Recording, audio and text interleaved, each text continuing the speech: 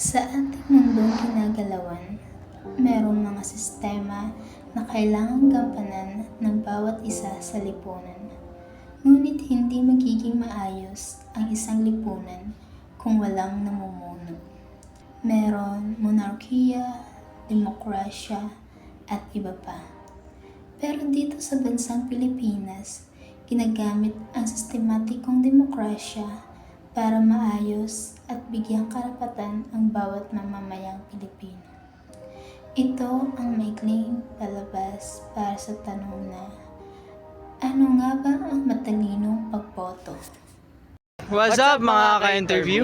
Nagbabalik ulit ang Society Speaks. Ngayon, tatalakayin natin kung ano nga ba ang matalinong pagboto. Ito ang tanong na nahihirapan sagutin ng karamihan. Ang pagboto ay hindi biro dahil nakakaapekto ito sa ating lipunan. Ang pagboto ay mahalaga dahil ito ang nagbibigay karapatan sa mga mamamayan na pumili ng kanilang magiging leader at magangad ng kinabukasan. Ito rin ang nagbibigay tulong sa ating demokrasya, lumalaban sa korupsyon at tumutulong sa pagbuo ng mas mabuting kinabukasan para sa lahat. Ang daming tanong na hindi masagot. Ngayon, magtatanong tayo na pwede pagtanungan sa mga nandito sa Intramuros. Tara, samahan niyo ako. Hello po, pwede ko po ba kayo ma-interview? Pwede naman. May konting katanungan lang naman po kami para sa inyo. Unang tanong po ay, para sa inyo, ano po ba ang pagboto at bakit kailangan natin bumoto? Unang-una, ang pagboto ay isang karapatan siya ng isang Pilipino. And ba't kailangan natin bumoto? Siyempre para mapanatili natin na maayos ang ating bansa. Kasi lalo na ngayon sa ating bansa ngayon na sobrang hindi maayos at hindi siya ganong kaganda tulad ng dati. Kaya napakahalagang bumoto ng isang mamamayan na katulad ko.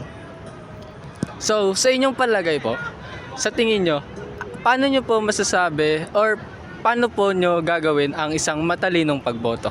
Ang matalinong pagboto is pagpili ng isang kandidato na sigurado ka na hindi lang nakita mo sa botohan na ito na yon.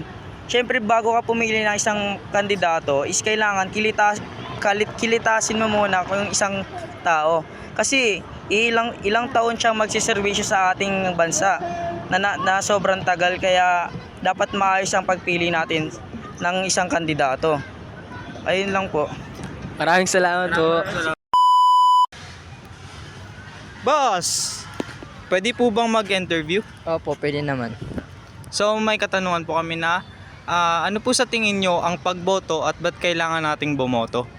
Para sa akin, ang pagboto po ay isang proseso na tayong mga Pilipino ay mamimili ng leader para sa ating bansa. At kung bakit naman natin kailangan bumoto ay dahil kasi tayo ang desisyon kung sino ang gusto nating maging leader para sa ating kinabukasan. Okay po. So may kasunod po kaming katanungan. Ano po sa tingin nyo kung ano yung matalinong pagboto? Para po sa akin, dapat tayo ay hindi natin binibenta yung ating boto. Hindi tayo tumatanggap ng bayad. At dapat pinipili po natin kung sino talaga at kinikilala natin kung sino yung gusto nating maging leader para sa atin. Okay po. Ayun lang po. Marami pong salamat. Salamat din po. Hello po. Pwede po ba namin kayo ma-interview? May konti katanungan lang po kami. So, para sa inyo po, ano po ang pagboto at bakit po natin kailangan bumoto? Yung pagboto po kasi, isa siyang political system na ginagamit ng mga country para magkaroon ng maayos na pamumuno sa isang bansa. At yung kailangan po natin bumoto kasi may iba't ibang uri naman po talaga ng democratic tsaka royalty. Ginagamit ng mga Pilipinas, democratic. Yung democratic, ginagamit natin para distinguish yung sino ba magandang pamumuno natin at malaman natin sino natin maging leader. Yung democratic po kasi binibigyan ng kapangyarihan nun yung mga mamayan mamili sinong maging leader.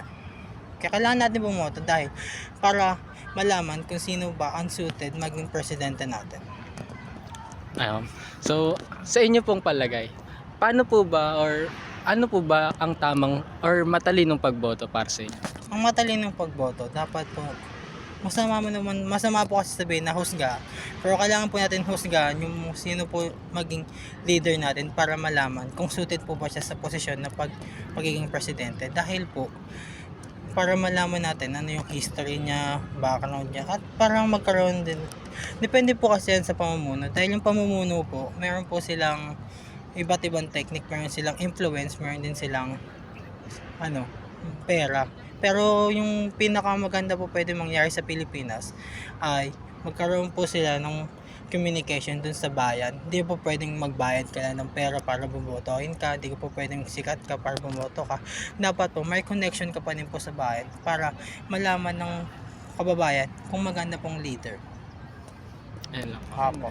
Thank you po. Hi po! Pwede po bang mag-interview? Sure po. So may katanungan po kami na ano po ba ang pagboto at ba't kailangan nating bumoto? Para sa akin, ang pagboto ay para makita ng mga I mean hindi siya makita. Para magawa ng paraan ang mga nangyayari sa mundong ganyan o kahit lang sa ating mga barangay ganyan. Kailangan natin ang pagboto para maiayos yung mga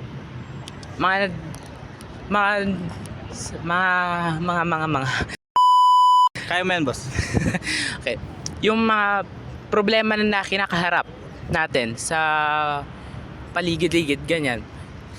At pakiulit po yung pangalawang tanong po. Bakit po kailangan nating bumoto? Sa pangalawang tanong naman po, kung bakit kailangan natin bumoto is para malaman natin kung paano maigalaw yung mga nasa posisyon, kung paano nila gawin yung mga problema na kinakaharap. So may kasunod po kaming katanungan dyan. Ano po ba ang matalinong pagboto sa tingin niyo po? Sa tingin ko, ang matalinong pagboto ay yung iniisip pa lang po natin yung mga iboboto natin kung sino ba talaga yung karapat-dapat, kung sino ba talaga yung tama at maganda ang pangangalakal or pag-aayos ng mga problema na kinakaharap natin ngayon. Ayun lang po. Maraming salamat. Maraming salamat po, boss. Sa kanilang mga opinyon, bawat isa ay nagpapakita ng iba't ibang aspeto ng kanilang paniniwala kung paano ba talaga bumoto ng matalino, matino at maayos. Ang pagboto ay isang mahalagang karapatan at responsibilidad ng bawat mamamayan. Sa pamamagitan ng tamang pagboto, maaari tayong magtulak ng pagbabago at magbigay ng kontribusyon sa pag-unlad ng ating bansa. Ang pagboto ay hindi lang tungkol sa pagpili ng mga leader, kundi pati na rin sa pagpapakita ng ating intensyon at pananaw. Sa pagboto, ipinapakita natin kung ano ang mahalaga sa atin at kung ano ang hinahangad nating kinabukasan para sa ating komunidad.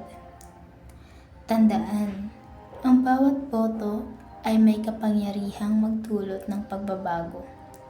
Bumoto tayo para sa ikabubuti ng lahat at sa ikauunlad ng ating lipunan. Kaya mga ka-interview, maging mapanuri at matalino sa pagpili ng mga kandidato. Ikaw ba? Ano sa tingin mo ang matalinong pagboto?